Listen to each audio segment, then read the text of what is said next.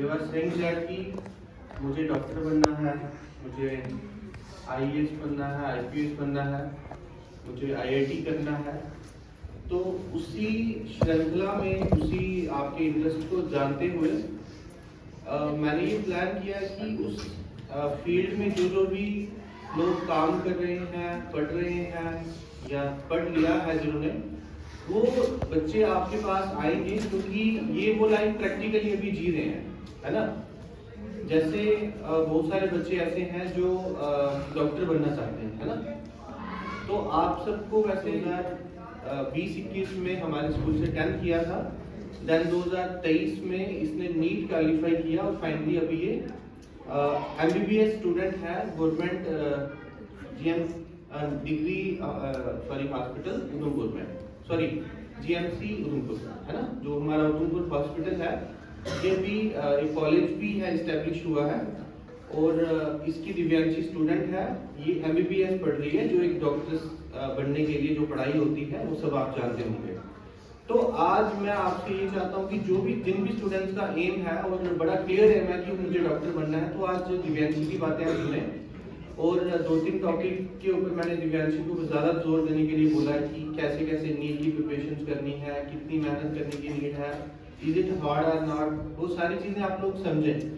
और फिर अपनी लाइफ में भी इस चीज़ को कंपैरिजन करें कि हम लोग कितनी मेहनत कर रहे हैं, कितनी मेहनत की नीड है, सो दैट हम लोग अपने कैरियर के प्रति थोड़ा सा सीरियसनेस शो करें। ओके, ये एक ऐसा नहीं है कि भाई आप लोगों ने कुछ सुना और निकाल दिया। बस दिव्यांशी आपसे 3 या 4 साल की बड़ी होगी, मैं 10th क्लास के बच्चों की बात करूंगा, ठीक है। तो ऐसा कोई इंसान आपके बीच में नहीं बैठा हुआ है जो एक काफी एज है और आपको अपने एक्सपीरियंसेस बता रहा है। दिव्यांशी का अभी ज्यादा एक्सपीरियंस नहीं है, पर जो आपकी लाइफ में अभी होने वाला है, लाइक आप लोग कोचिंग देते हैं, क्यों? क्योंकि आपका नीट एग्जाम क्लियर हो जाए, तो वो स्टेप ये क्लियर कर चुकी है आप। Thank you sir. Good morning everyone. Good morning. Many of you knows me. I'm Divyanshi Jalmal and I'm pursuing my MBBS from Government Medical College and I'm a second year student now. So हम यहाँ पे मुझे sir ने बहुत बार बुलाया and I'm grateful कि उन्होंने मुझे बुलाया. Thank you so much. मैं आपको some of my experiences जो मैंने अभी तक किया है और कैसे करना है वो मैं आपको बताऊंगी। आप में से काफ़ी बच्चे जो हैं वो डॉक्टर बनना चाहते हैं। कौन कौन बनना चाहता है? हैंड रेज करो अपने। Okay okay okay, nice. सबसे बड़ी बात तो ये है कि आपने डिसाइड कर लिया है कि आपको क्या करना है। सबसे पहला स्टेप यही है आपकी एज में कि पहला डिसाइड करें कि आपको क्या करना है ज़िंदगी में, क्योंकि ये एक बहुत डिफिकल्ट चीज़ होती है कि हमें करना क्या है। पहले ये डिसाइड करो कि आपको ये करना है, और अगर आपने डिसाइड कर दिया फिर कुछ भी मत सोचो and start working on it. Start working on it और अपनी प्रिपरेशन स्टार्ट कर दो। अभी आप 10th में जो बच्चे, बाकी 8th 9th अगर आपने सोच लिया है तो इट्स वेल एंड गुड, और जो 10th वाले हैं आपको अब प्रिपेयर करना स्टार्ट कर दो, बिकॉज आपको 12th के बाद ही एग्जाम लेना है। नीट यूजी जो एग्जाम रहता है for MBBS, for getting your seat in MBBS.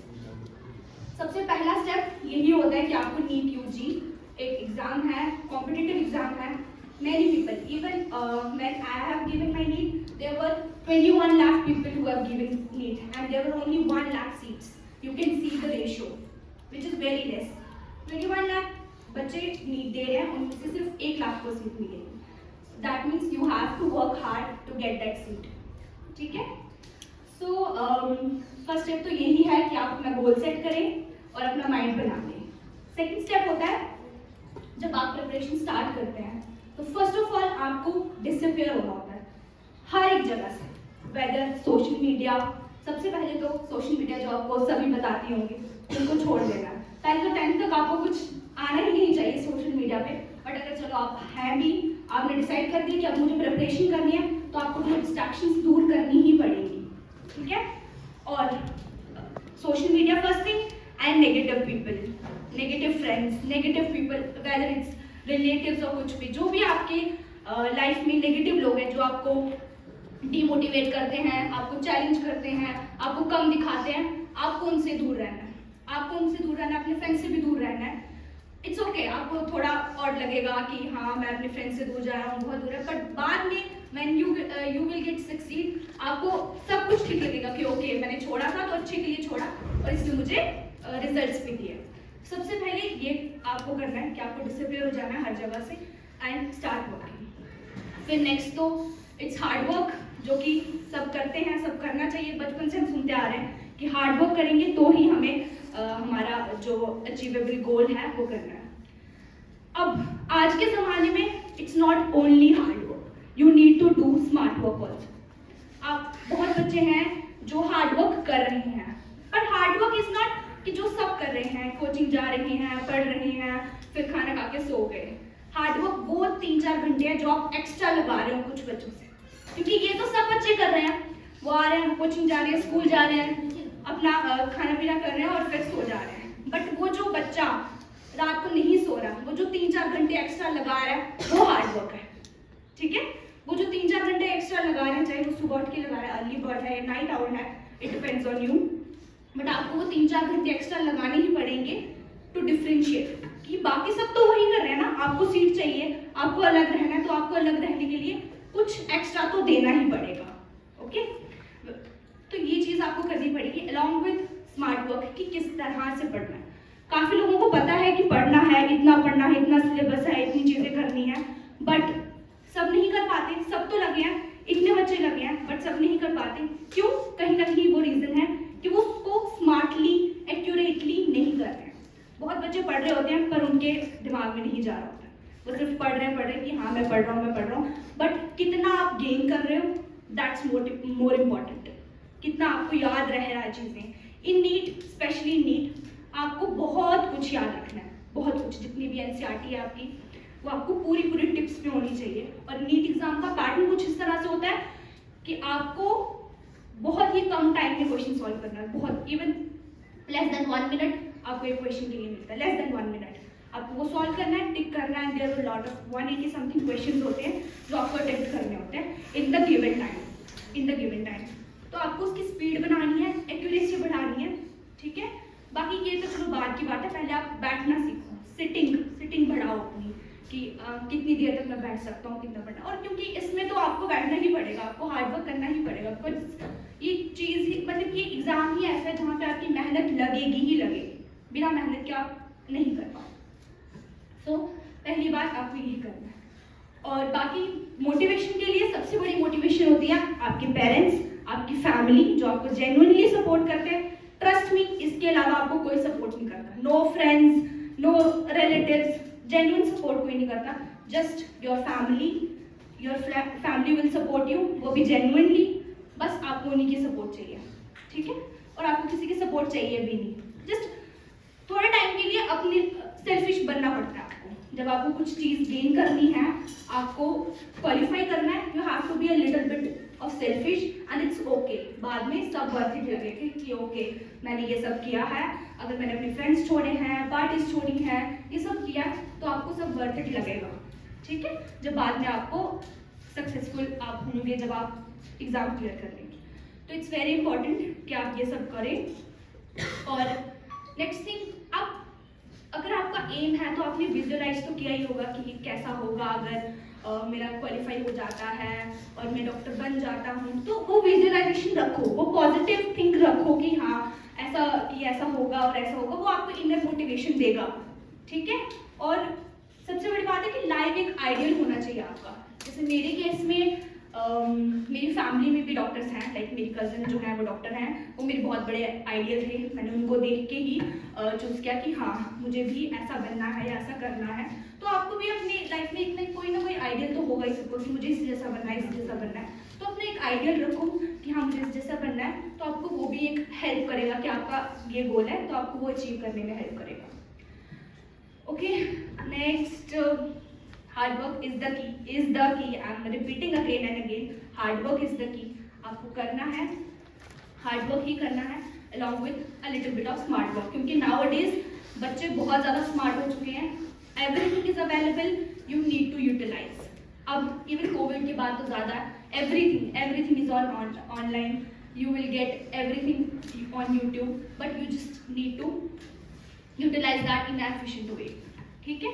तो आपको ये सब करना है। और इट्स ओके। और आपके अगर कोई क्वेश्चंस हैं तो आप मुझे पूछ सकते हैं कि कैसे प्रिपेयर करना है, बाकी तो मैं आपको बता चुकी हूँ। स्टार्ट प्रिपरेशन करो, फर्स्ट अटेम्प्ट में ही करने की कोशिश करो। ये मत सोचो कि मेरे पास और अटेम्प्ट्स हैं, सेकंड अटेम्प्ट है, थर्ड अटेम्प्ट है, मेरे पास बहुत टाइम है। नहीं, आप अगर फर्स्ट अटेम्प्ट में ही कर सकते हो, अगर मैं कर सकती हूँ तो आप भी कर सकते हो। फर्स्ट अटेम्प्ट में भी करते हैं बच्चे, आप भी कर सकते हो, बट आपको थोड़ी एक्स्ट्रा एफर्ट करने पड़ेंगे और बाद में आपकी जो है एक जो जर्नी है टू द फील्ड वो आपकी आसान हो जाएगी और जल्दी हो जाएगी। बिकॉज मेडिकल फील्ड एक बहुत लॉन्ग फील्ड है, मतलब यहाँ पे आपको बहुत टाइम लगता है, ठीक है। तो आपकी एज भी बढ़ती जाएगी, तो इससे अच्छा कि आप अगर फर्स्ट अटेम्प्ट में ही कर लेते हो, इट्स वेल एंड गुड। अगर नहीं होता तो इट्स ओके, इट्स फाइन, आप दोबारा कर सकते हो try, but try to get it in the first, क्योंकि आपका तो गोल है, आपका तो पैशन है। तो अगर आपका पैशन है, आपका गोल है, आपकी इनर मोटिवेशन है, तो try it on the first go. Okay, any questions?